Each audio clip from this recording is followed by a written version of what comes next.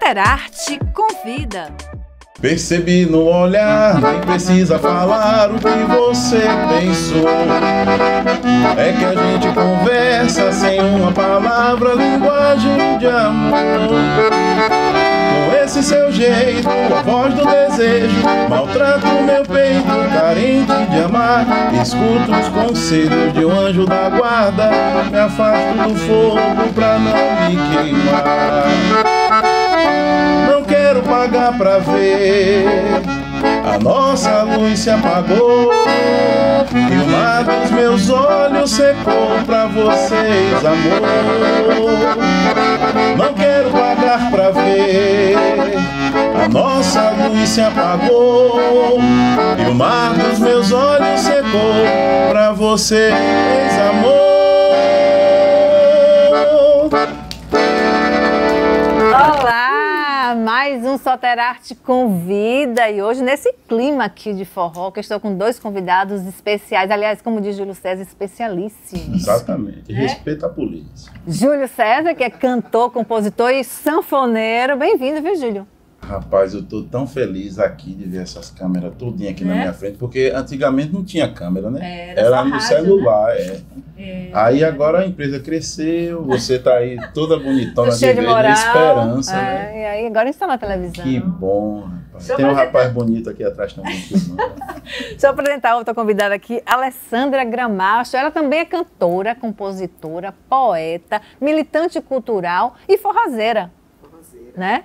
Bem-vinda, viu, Alessandra? Muito obrigada. Estou muito feliz também de estar aqui, de estar do lado de Júlio César. Hoje eu consegui juntar os dois para a gente fazer aqui um programa só de forró. É um reencontro hoje, né? Daqueles outras oportunidades que você convidou. Agora eu quero começar, como eu sempre começo com meus convidados, perguntando como é que começou a carreira de vocês, como é que surgiu esse interesse pela música, pelo forró. Alessandra, primeiras damas. Eu sou filha de forrozeiro, né? Forrozeiro. Cantador do sertão, poeta de 2 livros, de Santa Maria da Vitória e Encontros com o Passado. Eu acho que essa herança, né, nordestina, ela é muito forte quando a gente, na infância, recebe como uma doação muito importante, muito amorosa, de um pai que em casa toca violão, que escuta Luiz Gonzaga, né, que adora a música popular nordestina, e crescer desenvolvendo isso na primeira infância, depois na adolescência, participando de shows com ele. A gente começou a cantar juntos. Meu pai fazia barzinho, né, e no São João fazia o típico arrumadinho, porque o resto do ano tinha que tocar, né? Então, e quando chegava na época de São João, ele chamava Fel, sanfoneiro, que inclusive também foi meu professor. Foi o mestre de Júlio, que mora pertinho da minha casa. Era um sanfoneiro cego, era uma pessoa incrível, com um vasto repertório, que não precisava estudar nada, ensaiar nada, era só chamar Fel, e Fel fazia o São João de muita gente, de muita banda.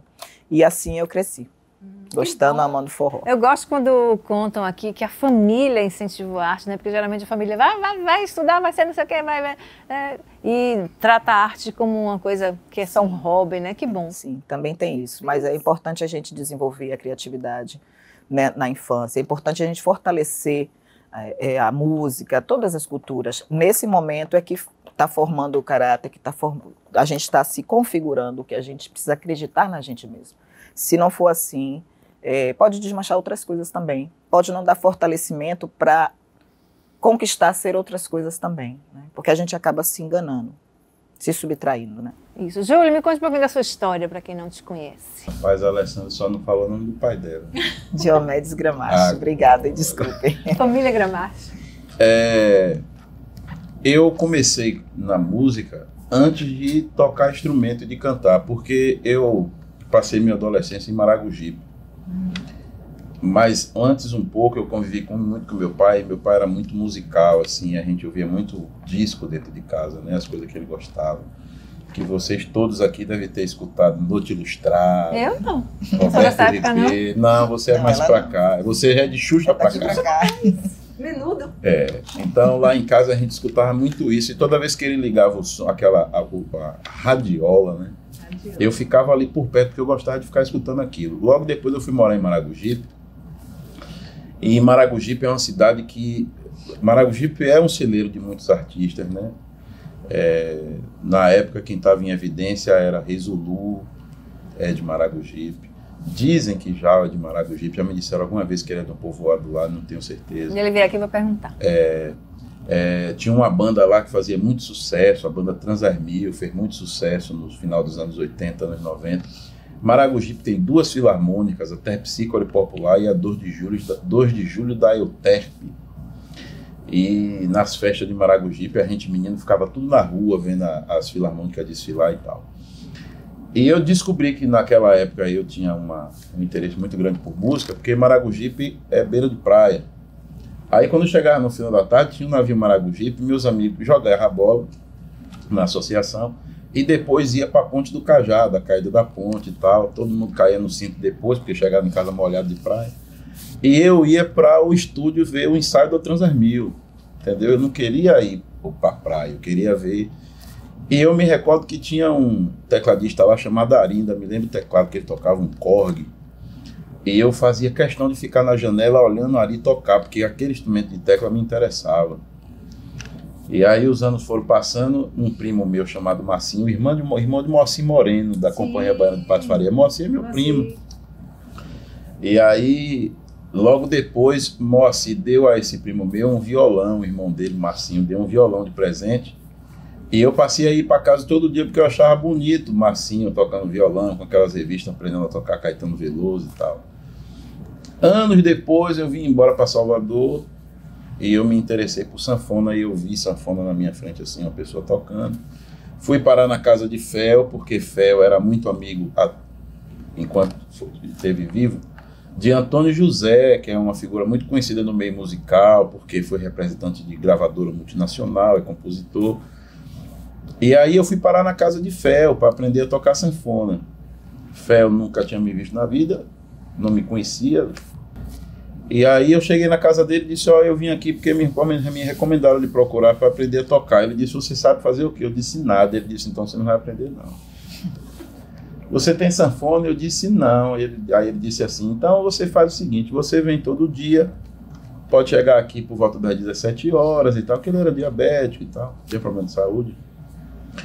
E no final da tarde você pode vir para cá e eu vou lhe orientar e você vai pegando na sanfona e tal. Chegou num determinado momento que, devido a um derrame que ele teve, ele não tinha movimento no lado esquerdo, nos baixos, né? Ele disse, você está evoluindo muito rápido e as coisas que você está interessado em aprender sem os baixos não faz não. É melhor você procurar outro lugar para você. Liana, no dia, abriu um buraco assim, bem grande, né? E eu caí dentro, porque eu disse, e agora, como é que eu aprendo a tocar, né? Meu professor não me quer mais. Aí eu conheci Franciel, que faleceu, meu amigo Franciel, faleceu recentemente. E aí Franciel me levou para outro caminho, porque ele disse, Júlio, essas coisas que você quer aprender é Dominguinhos, é Djavan e tal. Aí me deu uns livros de música, eu tenho até hoje esses livros gravados. Meu jeito de tocar mudou por conta desses livros. E eu tinha um carinho tão grande por Fel, Leandro, que eu ia para casa de Fel, mesmo não sendo aluno mais dele. Eu chegava na casa dele 16h30, 17 horas, já saí de lá uma vez, 1h da manhã. E aí chegou no ponto que todo mundo ficou sabendo que o aluno de Fel estava tocando bem. Aí chegou no momento que ia todo mundo para casa de Fel para ver o aluno de Fel que não era mais aluno de Fel, entendeu? E aí foi nesse momento que Antônio José passou aí para casa de Fel, Adailton Nunes, levei Fabinho, Gel Barbosa, que hoje já está com... Eu levava todo mundo para casa de Fel, dia de sábado, de tarde, para ir tocar. Aí Fel me disse assim, para finalizar, ele me disse, você está vindo aqui para casa todo dia, eu não tenho mais como lhe dar aula, mas se você está tomando meu tempo, eu tenho como lhe cobrar. Então, para não ficar de graça, todo dia você traz R$5 de pão. E aí, no caminho, eu comprava R$5 de pão e todo dia levava para casa de Fel. Ele faleceu depois e tal, mas minha história na música é essa aí. Aí logo depois, através de Franciel, eu comecei a evoluir, e aí saía na noite de Salvador. Eu comprei a primeira sanfona e eu saía na noite. Sempre forró? Sempre. Eu saía na noite de Salvador e saía dando canja por aí. Nesse momento, Cicinho estava muito em evidência, tocava com Gilberto Gil, né? Aí onde eu sabia que Cicinho estava, eu vou lá, que eu gostava do jeito de Cicinho tocar, inversões de acorde e tal, aquela linha de Gilberto Gil. Aí onde ele ia, eu ia atrás. Aí eu saía na noite por aí, dando canja, eu chegava em casa de madrugada e... Minha vida era isso aí, eu acordava, eu não tinha outro lazer, era tocar sanfona. Aí eu gravei na WR meu primeiro trabalho, que já tinha 5 músicas autorais, as coisas evoluindo, e hoje eu sou o Júlio César que chega na rua, aí as pessoas dizem assim, eu lhe conheço de algum lugar. Eu digo, é porque eu não sou famoso, mas sou conhecido. Pois é, exatamente. E falar em conhecida, a Alessandra eu conheci aqui, porque ela veio muito, né, alguns anos atrás, junto com alguns vereadores e tal, nessa luta aí para transformar o forró em patrimônio, né? E conseguiu, depois de muita luta. Eu quero saber o seguinte, e agora? Conseguimos, o que é que mudou? Construímos juntos. E o que é que mudou? Na prática? Naquele momento foi a luta para conseguir recursos para o IPHAN começar a pesquisa nacional. Porque quando isso se iniciou, o registro do forró, que foi lá na Paraíba, né? Dona Joana Alves solicitou o registro, bem, 2011. Agora, não tem R$1 no IPHAN para começar a pesquisa de campo, que é o mapeamento, né, conhecer os fazeres, o fazer cultural do forró, como ele procede em cada estado, e em quais estados ele está representado, quais os identificadores, quais os detentores, obrigada, os instrumentos que mais procedem naquele ambiente, danças, todas as matrizes, né? E aí foi contratada uma empresa para fazer essa pesquisa através de uma emenda parlamentar que nós conseguimos também enviar para o IPHAN, outras também, para começar essa pesquisa. Ainda assim, precisava da participação popular, então Dona Joana decidiu constituir fóruns de forró. São 14 estados e mais o Distrito Federal.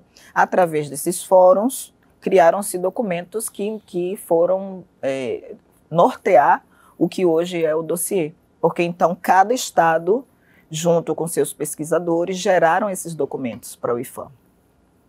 E agora deveríamos estar em momento de salvaguarda, né? Que é a instrução técnica. É porque é todo um processo, quer dizer, não acabou ali, né? É todo um processo. A gente tem o registro, mas a importância do registro é identificar justamente esse bem que a gente solicita ser salvaguardado. Agora, o IPHAN identifica que ele corre risco, então identifica a necessidade de proteger. Como vamos proteger? Então, nós fizemos um plano de salvaguarda, levamos a Brasília, né, conseguimos uma reunião até com Margarete Menezes, nossa ministra, conseguimos uma reunião com o ministro de Turismo também, para apresentar o plano de salvaguarda. Nele também tem solicitações de políticas especiais, tem projetos de lei, tudo para a gente conseguir evitar a descaracterização do forró.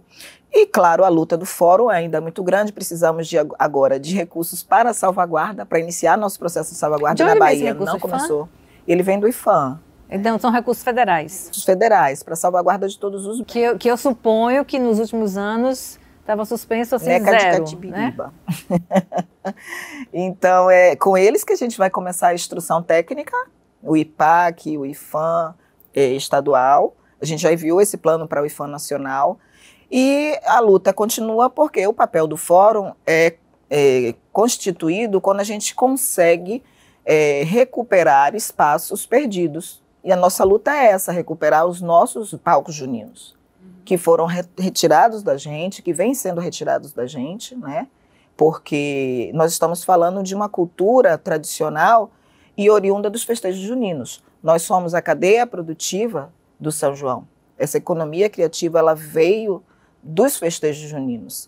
Então, lutamos pela identidade, por poder existir, contra a descaracterização, pelos forrozeiros e forrozeiras. Esse é o principal. Júlio, você também participou desse processo, né? Acompanhou de perto esse processo, me conta aí. Participei bem no comecinho, eu fui convidado aí para algumas reuniões e algumas assembleias aqui que tiveram. Aqui nessa casa. Algumas audiências públicas, né? Que a gente chama. Mas aí veio aquele período da pandemia, né? Que tudo parou. E eu vi os trabalhos continuarem. A Alessandra continua, né, veementemente aí nessa causa. É uma pessoa importante nesse processo porque ela tem um bom relacionamento com os artistas. Ela sabe das deficiências do segmento, então sabe das dificuldades de todo mundo. E existem outros artistas engajados, não só aqui na Bahia, mas em estados importantes do Nordeste. E que também não é uma coisa só ligada à questão da música, né? Tem a questão da quadrilha, tem um monte de coisa. Agora, eu acho importante que, para que isso tenha de fato algum êxito, é importante que haja recurso destinado para isso, até porque eu não acredito que seja pouco, porque são para todos os estados e todas as cidades que tem São João.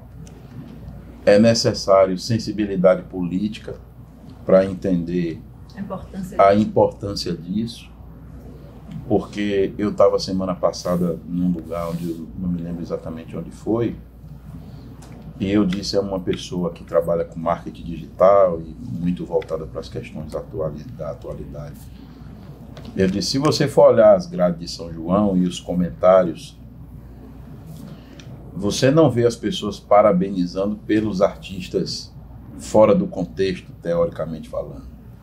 Mas você não vê as pessoas parabenizando aquela grade, mas você vê muita gente se queixando da falta dos artistas essenciais, digamos assim, pela questão da ligação da música com o contexto da festa.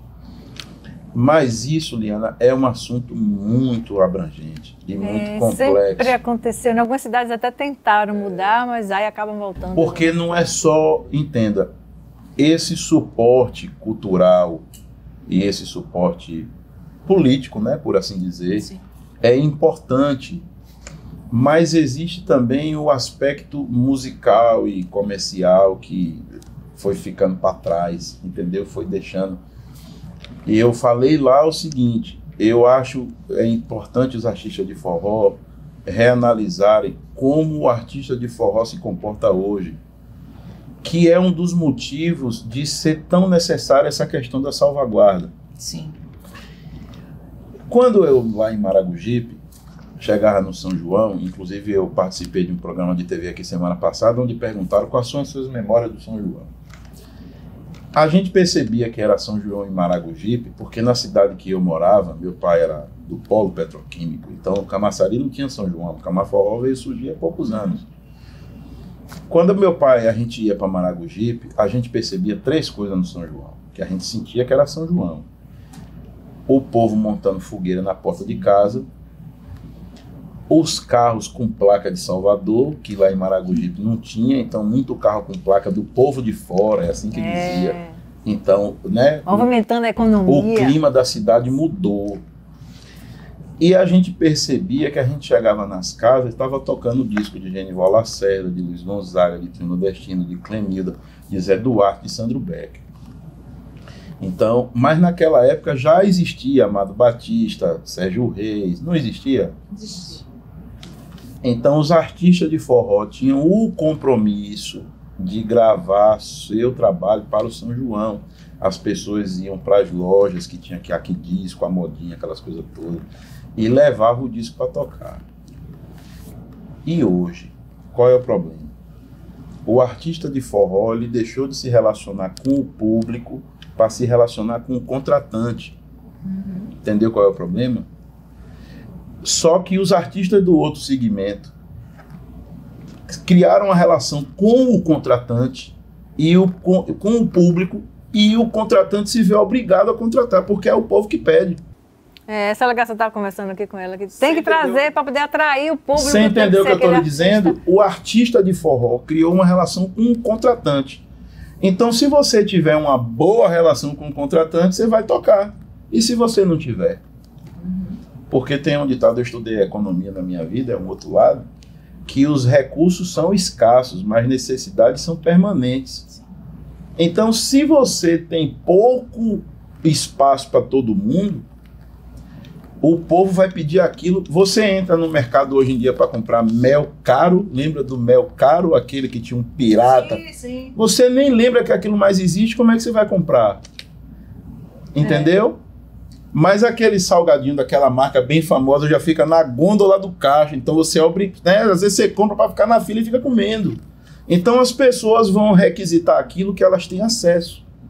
Então o artista de forró, salvo raras exceções, ele deixou de criar uma relação com o público para criar uma relação com o contratante. Mas aí tem um outro problema, que é a capacidade de investimento. Tem outro lado, que se você me permite, é isso que eu queria pontuar. E é importante essa estrutura que a Alessandra está criando para fortalecer o mecanismo do artista se promover e ser defendido da força do capitalismo, entendeu? Que favorece essa contratação em função do público, mas o público está fazendo o papel dele, requisitando aquilo que ele está vendo na prateleira e por aí vai. É por isso, né, toda cultura que está sofrendo algum tipo de descaracterização vem de uma desigualdade. Para a gente partir para o fomento, a gente tem que partir minimamente de uma igualdade. E o sonho é a equidade, né? Quando a gente tiver condições de fomentar a nossa arte, de fazer o forró, e aqui eu não digo somente o gênero, eu digo a manifestação cultural, né? O forró, o recorte do IFAM foram as matrizes tradicionais do forró. Se entende forró como gênero, como ritmo, como manifestação cultural, danças, fazeres culturais, linguagens. A culinária está incluída nisso aí também? Está incluída também na pesquisa. Porque é tão forte, né, a culinária dessa época. Toda a identidade nordestina, o forró permeia tudo. E a identidade permeia o forró. Inclusive a tradição das festas juninas julinas. São João, São Pedro, Santo Antônio. Então a gente tem uma cultura que nasceu nos terreiros, nos cultivos do milho, do feijão. Então, quando essa cultura nos é retirada dos nossos espaços, dos nossos lugares de fazer cultural, onde os detentores criam as suas canções, onde nascem as composições, vem acontecendo a desestrutura. E isso chega nos dias de hoje, que a gente encontra essa impossibilidade do artista, de um trio nordestino que vem do interior, poder fazer um release para participar de um edital, porque a artista mulher forrozeira não tem condições de aceder aos palcos, não tem condições de manter uma banda. Tudo isso vem reverberando de uma desigualdade lá atrás. É claro que todas as classes, eu concordo muito com o Júlio, inclusive Júlio, no princípio, a gente convidou ele para ser coordenador de composição, e ele aceitou, e foi uma honra muito grande para a gente, porque é uma pessoa que onde vai se comunica muito com o seu público. Júlio tem um espaço em palco de se comunicar com o público que é só dele. Não parece que tem ali 20 mil pessoas, não parece que tem TV filmando, não parece nada. Quando ele fala com o público, ele fala com o público.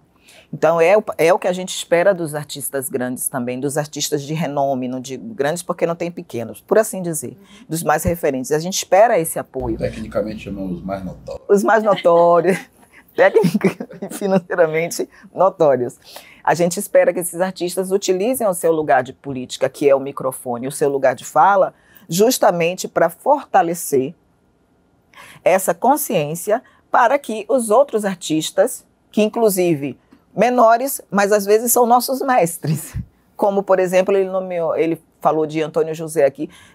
Antônio José é um mestre, é meu parceiro musical em 2 canções, que eu tenho muita honra disso, e saio espalhando para todo mundo. Ele tem mais de 400 canções, ele mesmo não sabe quantas músicas ele tem, nem gravadas. Tem músicas gravadas por Adelmário, por muitas pessoas, por Júlio sempre grava, Antônio José também. E ele hoje não toca porque não tem como manter uma banda o ano todo. Ele não tem o sanfoneiro, a banda para poder fazer o trabalho dele, né? Quer dizer, vocês já não têm espaço nas outras épocas do ano, e na época que vocês têm... Eles consideram forró música de São João. Quando chega no São João, tiram nossos palcos. A gente vai fazer a nossa arte aonde? E quando? Então, é preciso ver o lado mercadológico, sim, mas é também preciso, muito necessário ver a espetacularização do São João como um todo, porque o empresário, que normalmente é a cervejaria, ele patrocina um evento que é o festejo junino, e aí eles vendem o festejo junino com uma identidade forrozeira, e quando você chegar lá tem tudo menos forró. Inclusive, para fortalecer no município, vou pedir a oportunidade, já que a gente está nessa casa, né? Aproveito aqui para saudar os excelentíssimos e excelentíssimas, os vereadores, porque a gente está tentando trazer a lei do Zabumba municipal de novo à questão, de novo à Câmara. Ela foi votada pela Câmara e foi completamente vetada na época, e agora a gente solicitou ao vereador Silvio Humberto para revisar, para trazer de novo à Câmara, ver se a gente consegue. Pelo menos é uma lei de cotas, poderia ajudar a gente muito no São João de Salvador. Vou falar sobre essa lei, que agora a gente vai com música. Bora trabalhar, que o cachê daqui é bom. que falta eu sinto de um bem, que falta me faz um xodó, mas como eu não tenho ninguém, eu levo a vida assim tão só.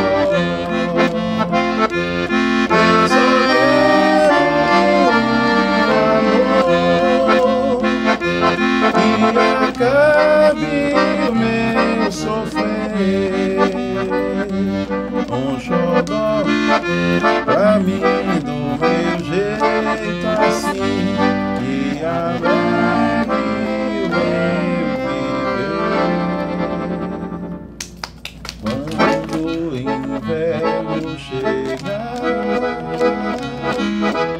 ele quer estar junto a ti. Olha o outono voltar,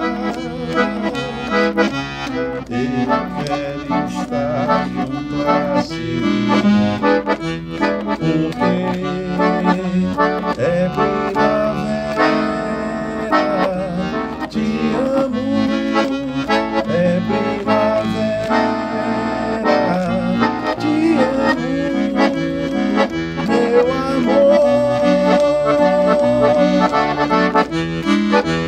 Trago essa rosa para te dar, trago essa rosa para te dar, trago essa rosa para te dar, meu amor. Hoje o céu está tão lindo, cai chuva, hoje o céu está tão lindo, meu amor. E o Solterarte Te Convida está de volta aqui com Júlio César e com a Alessandra Gramacho. E essa música é a primeira vez, Júlio, que eu vejo ela em ritmo de forró. E aí me fez lembrar um projeto que você fez no Carnaval, que você, né, tornou as músicas de axé. Eu já faço isso, Liana, há muitos anos. Tem uma que a Alessandra gosta. Eu contei pra você cantar. Pé na maré desse verão, espera pelo entardecer, mergulhar na profunda sensação de gozar desse bom viver.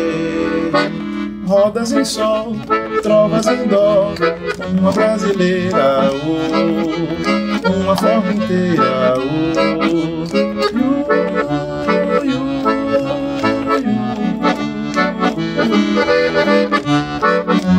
deixa o sal no mar, deixe tocar aquela canção.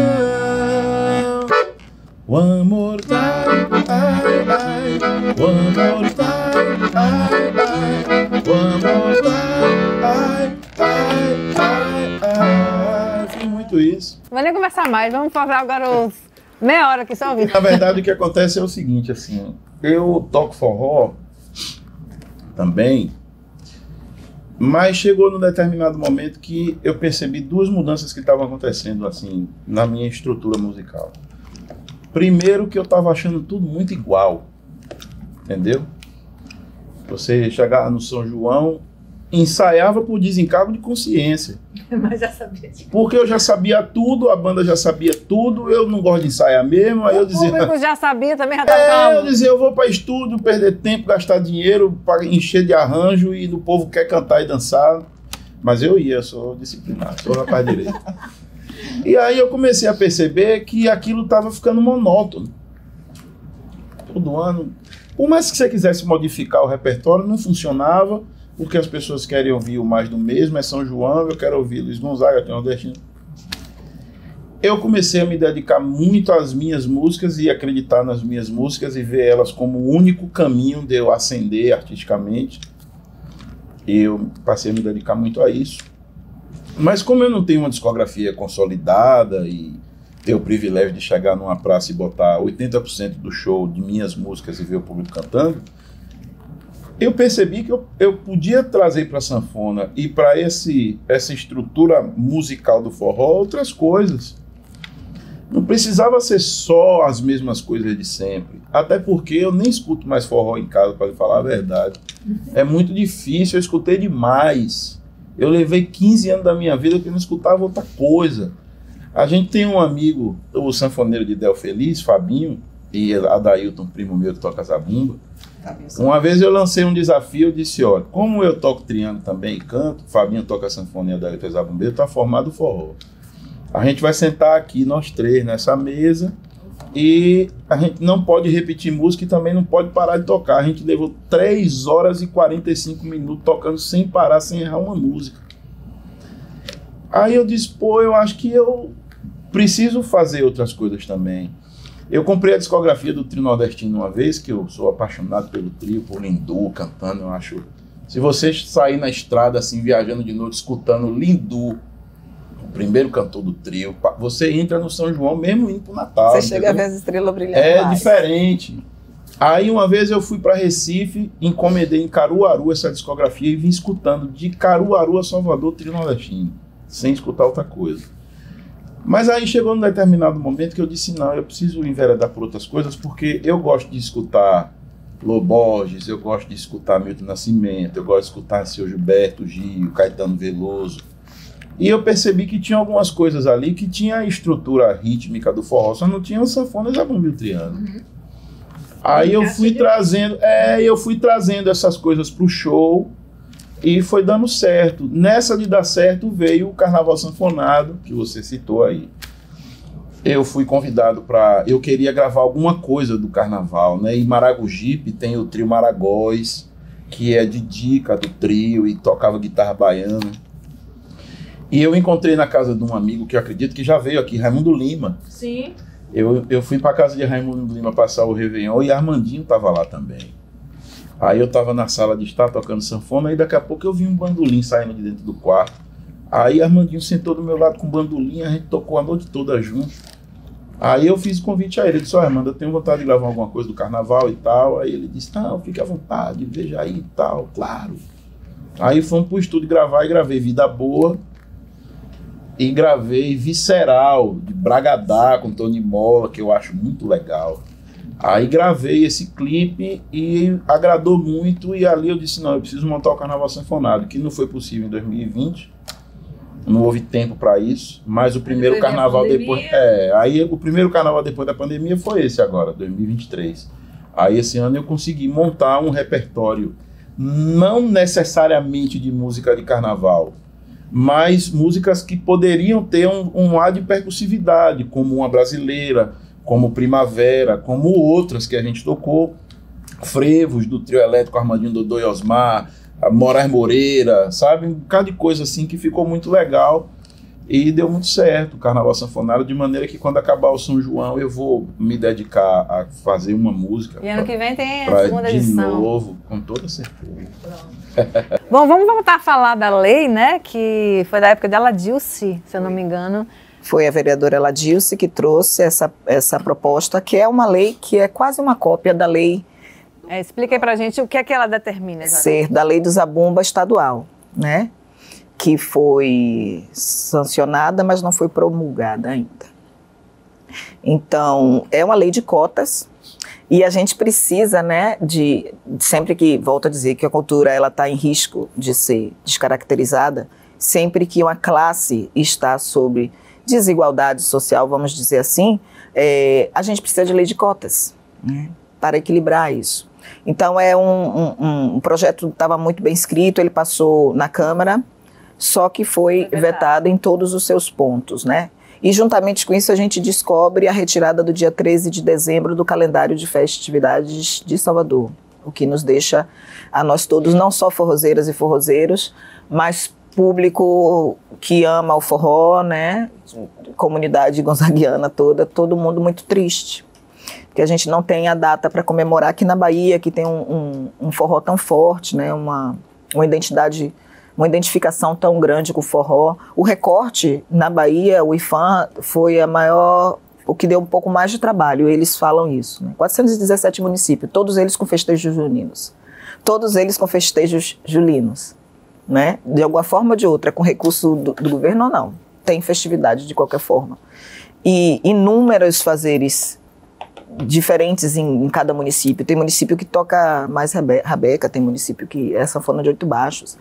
Cada um com a sua característica. Cada um com a característica totalmente peculiar, muitas vezes danças diferentes. E ainda tem o samba junino.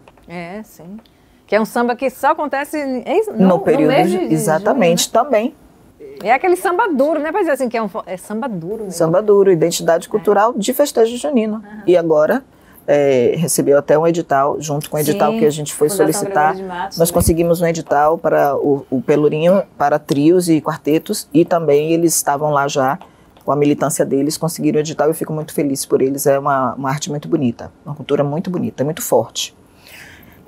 Então, essa lei, ela determina que 60% das contratações públicas, sim, seja respeitada a identidade cultural daquela localidade. Daquela época. Então, a gente chama de lei de zabumba municipal, porque no texto prevalece, a maior parte do texto prevalece sobre festejos juninos, mas ela é uma lei de cotas para todo ano. Por exemplo, para contratações do carnaval, que se reconheça 60% desses artistas têm que ser representativos da identidade cultural daquele festejo, que é o axé, o samba de roda, que é o afoxé, que são os blocos afros. E nesse caso, em período junino, é a contratação de artistas que representem essa cultura.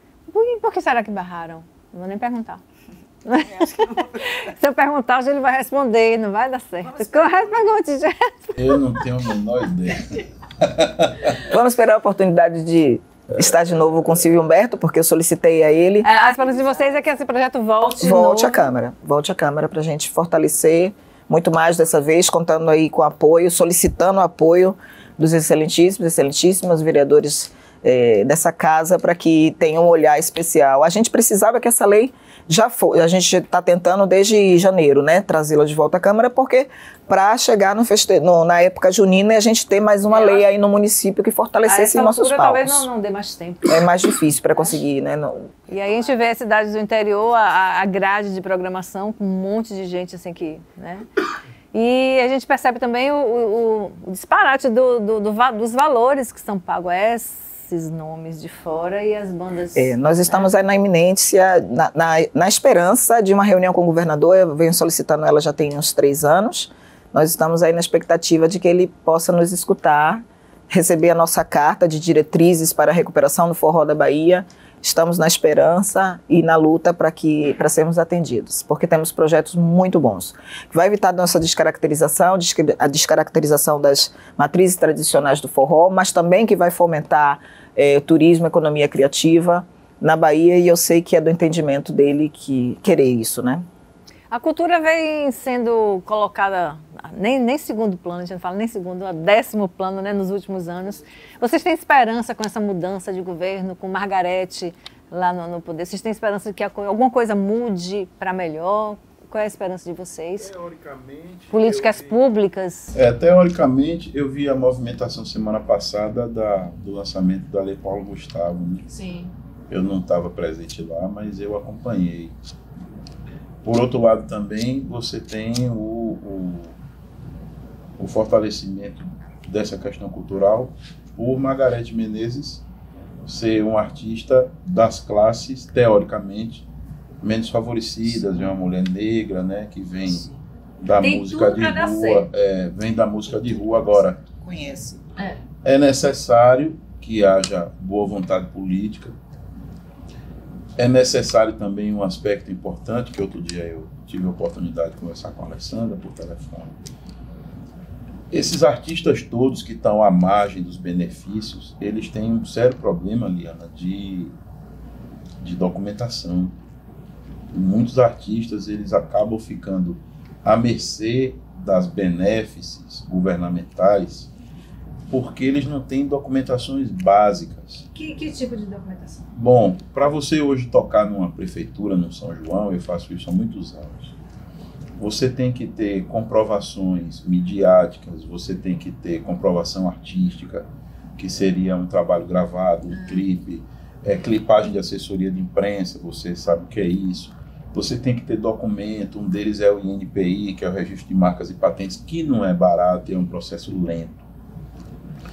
Né? Até você ter o INPI na mão para apresentar ao contratante, é lento esse processo. Então, não adianta você mobilizar toda uma estrutura para trazer recurso se as pessoas não estão aptas a usufruir daqueles recursos. Ou seja, esse recurso acaba beneficiando quem já está lá organizado por ter um histórico e tal. O pequeno mesmo acaba não chegando a ele. Não chega, é isso. Entendeu? Então é necessário que essas pessoas, até porque, Eliana, é importante eu frisar o seguinte: quando eu comecei minha vida artística assim, de eu dizer, não, eu vou ser um artista da música, eu achava que a música por si só seria capaz de me levar onde eu quisesse chegar.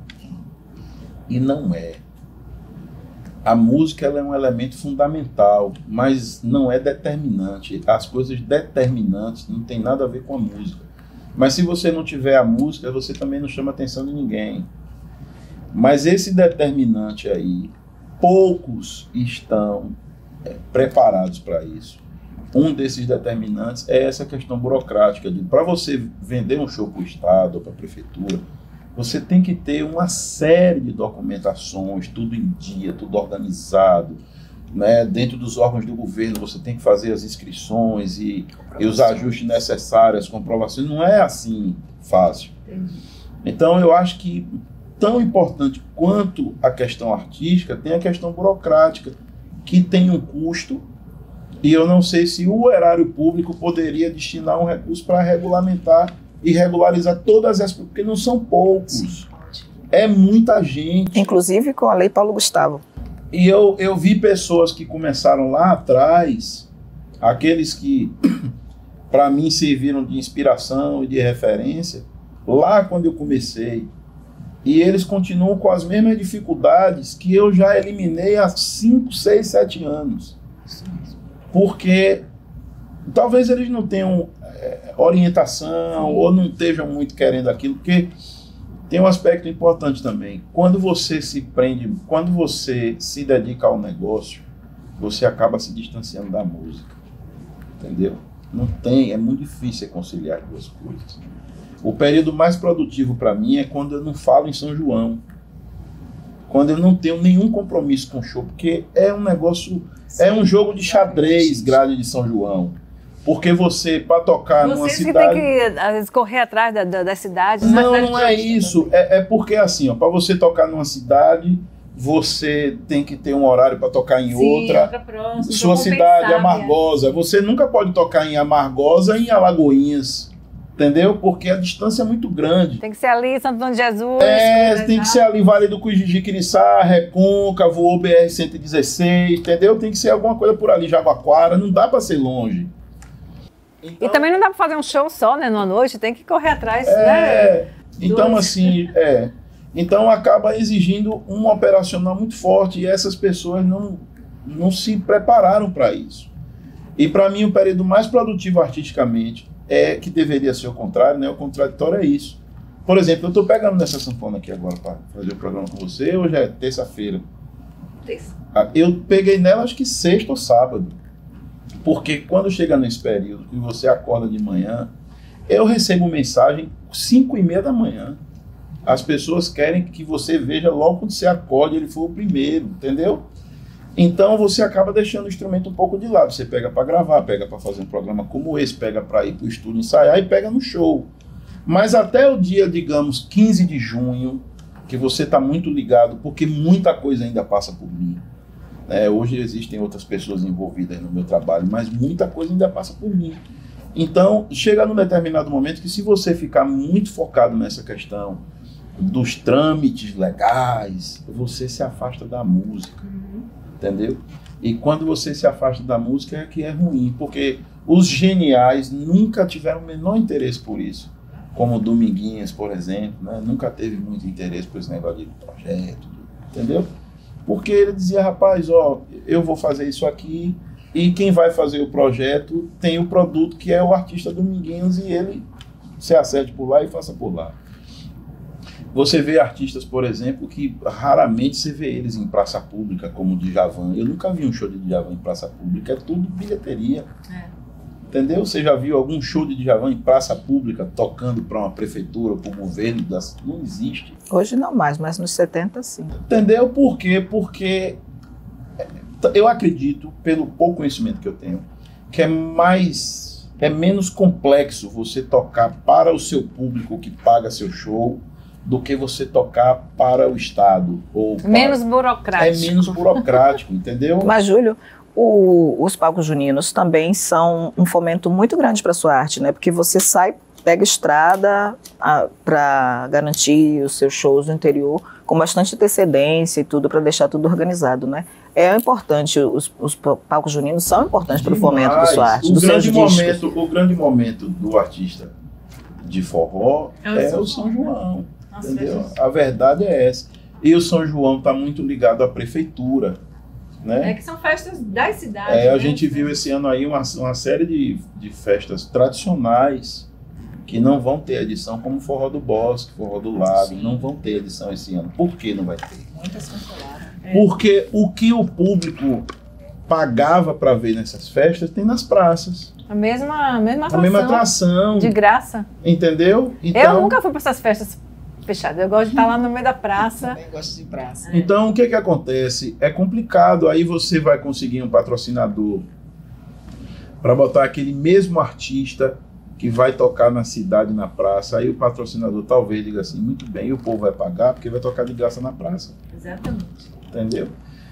Então, assim, é complexo. A carreira artística, quando você começa a ter um patamar assim, que exige de você outras pessoas envolvidas, que tem mais organização, que tem mais, né? É muito complicado. E eu acho que, voltando para finalizar, é importante que as iniciativas de Alessandra e o grupo que ela trabalha, as pessoas que estão à frente disso, eu falei a ela isso outro dia, é importante organizar a vida dessas pessoas para que elas possam tocar para o Estado, para a Prefeitura, para o governo federal e botar esse povo na mesa e dizer, sabe, ó, o que é que você tem? Você já tem algum trabalho gravado? Você já fez algum programa de TV? Você já apareceu em algum jornal impresso, jornal eletrônico? Para organizar a vida desse povo e deixar esse povo apto. Eu já tenho aqui o Sotaras Convida para mais uma clipagem de vocês, tá? Está disponível no YouTube. A Lei Paulo Gustavo está trazendo milhões, tem muito dinheiro chegando na Bahia. A gente precisa que a salvaguarda inicie justamente para isso, para a gente fazer para a gente concluir os nossos planos de fomentar, de ajudar a que os artistas consigam fazer minimamente um release, minimamente um portfólio. São coisas tão simples que podem mudar tanto a vida dessas pessoas, né? E vou interromper aqui a entrevistadora. Vou interromper a entrevista. Já que estamos falando de espaços, um espaço de poder é esse aqui, um espaço de fala importantíssimo e um lugar, uma casa, uma pessoa que sempre fomentou tanto. Eu tenho uma surpresa de última hora. Eu vi ela escondendo alguma coisa embaixo do sofá. É muito singela. Como a gente fala no anterior, não repare não. Não repare não. Deixa eu mostrar para a Júlia primeiro. Meu Deus. Oh, que legal. Gostou? Que isso.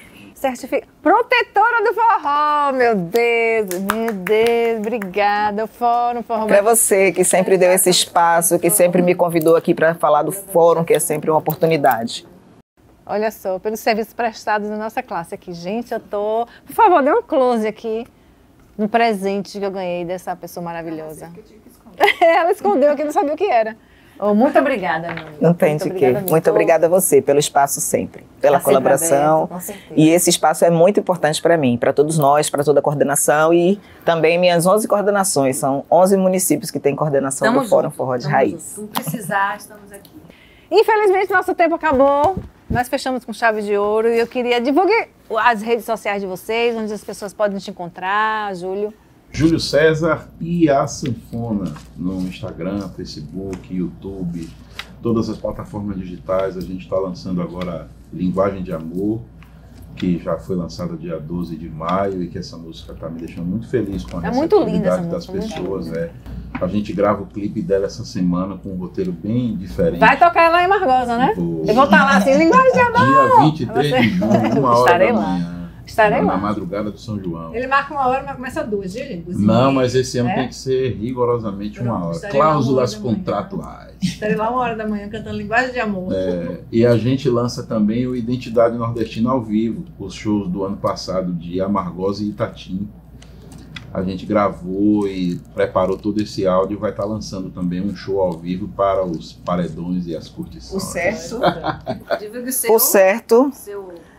eu trouxe aqui porque não está autografado. Eu vim fazer a cobrança em público.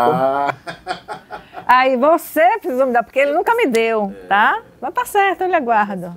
Tá certo, ele vai autografar. Ó, eu tenho um aqui autografado, esse tem alguns anos. Olha como o Júlio estava novinho. Oh, meu Deus, todo magrinho. Agora esse não está autografado. Quem quiser te acompanhar, saber esse processo, onde é que te acha? Quais são as suas Sobre a redes sociais? militância, Fórum, Instagram, Fórum Forró Bahia e Alessandra _Gramacho. Lá tem todas as informações do fórum, de outros artistas também, comento arte de outros artistas, de artistas do forró, agenda de artistas do forró. Ai, que bom. E a minha arte também. E muito obrigada você. Obrigada mais uma vez pelo... Isso aqui eu vou botar num quadro. Vou botar no quadro. Quando vier gravar, eu boto aqui, depois eu levo pra casa. Até porque aqui bafafá. Vamos terminar com música, gente. Obrigada. Semana que vem a gente tem mais outros Solteiraço Convida com outros artistas. E vamos agora encerrar com música, boa música. Vamos cantar. Percebi no olhar, nem precisa falar o que você pensou. É que a gente conversa sem uma palavra, linguagem de amor. Com esse seu jeito, a voz do desejo maltrata o meu peito, carente de amar. Escuto os conselhos de um anjo da guarda, me afasto do fogo pra não me queimar. Não quero pagar pra ver, a nossa luz se apagou e o mar dos meus olhos secou pra vocês, amor. Não quero pagar pra ver, nossa luz se apagou e o mar dos meus olhos secou pra vocês, amor. Apresentadora, bora apresentar. Não quero pagar pra ver, bora apresentadora. A nossa luz se apagou e o mar dos meus olhos secou pra vocês, amor. Não quero pagar pra ver, a nossa luz se apagou e o mar dos meus olhos secou pra vocês, amor.